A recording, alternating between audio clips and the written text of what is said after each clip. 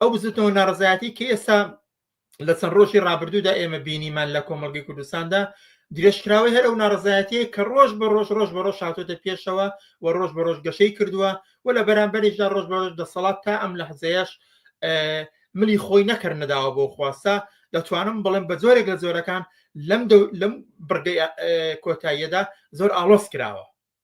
واقعیەتێکەیە کە دەتوانم بڵێم ئەم واقعیەتە لە هیچ شوێنێکی ئەم دنیادا نییە. ئەوە ژوای کردووە کە کاری بزوتنەوەی ناڕزایەتی لە کوردستان، بزوتنەوەی مامۆستایان و فەرمانبەران لە کوردستان سەخت بکات.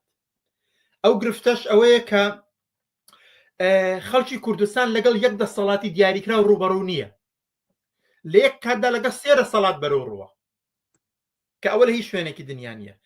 لەگەڵ بەغدا بەرەو ڕووە کە لە ململانەی خۆیدا لەگەڵ دەسەڵاتی هەرێم لە کاتێکدا کە هەرێمی کوردستان هەرێمێکی فیدراالی ئەم دەسەڵاتەیە بەغدا شانی خۆی خاڵی کردوێتەوە.